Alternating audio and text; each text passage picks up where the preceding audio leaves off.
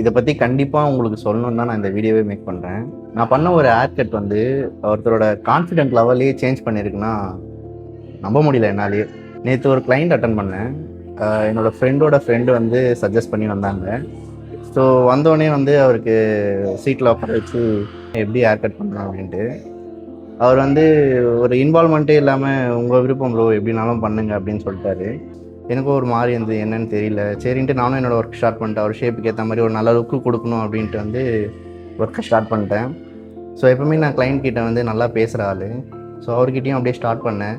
என்ன ப்ரோ என்ன ஜாப் பண்ணுறீங்க, மேரீடா அப்படின்னு கேட்க ஆரம்பித்தேன். அவர் லைட்டாக ஓப்பன் அப் ஆனார்.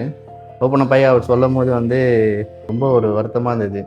ரீசெண்டாக தான் வந்து டிவோர்ஸ் ஆகிருக்கு. அதுலேருந்து வெளியே வர முடியல என்னால், ரொம்ப வருத்தமாக இருக்குது, நான் எதுலேயுமே இன்வால்மெண்ட் கொடுக்க முடியல என்னால் அப்படின்னு சொல்லி ரொம்ப ஃபீல் பண்ணிகிட்டே இருந்தார். ஸோ அதுக்கான ரீசன் ஒரு 9 இயர்ஸ் லவ் மேரேஜ், இப்போ வந்து டிவோர்ஸில் ஆகிருக்கு. வேறு எதுவுமே சொல்ல முடியல. சரி விடுங்க ப்ரோ, மூவ் ஆன் பண்ணிவிட்டு போங்க, எல்லாமே சரியாயிடும் அப்படின்னு சொல்லிட்டு என்னோடய ஒர்க்கை ஸ்டார்ட் பண்ணி முடிச்சிட்டேன். ஃபைனல் லுக்கு கொடுத்து கண்ணாடி பார்த்தோன்னே அவர் ஃபேஸில் ஒரு சின்ன ஸ்மைல் தெரிஞ்சுது.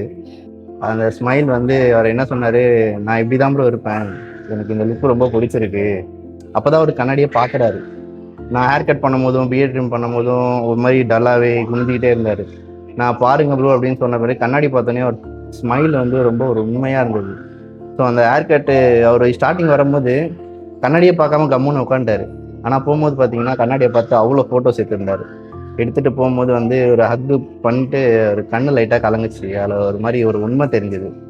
ஸோ வந்து நம்ம பண்ண ஒரு ஹேர் கட் வந்து இந்த லெவலுக்கு ஒரு மனுஷனை சேஞ்ச் ஓவர் கொடுத்துருக்குன்றது வந்து ஏன்னா இந்த ஃபீல்டில் வந்து இன்னும் அதிகமாக ஒர்க் அவுட் பண்ணணுன்ற ஒரு மோட்டிவேஷன் கொடுத்தா மாதிரி இருந்தது. ஸோ இதை கண்டிப்பாக உங்ககிட்ட சொல்லணுன்ட்டு தான் இந்த வீடியோ போட்டிருந்தேன்.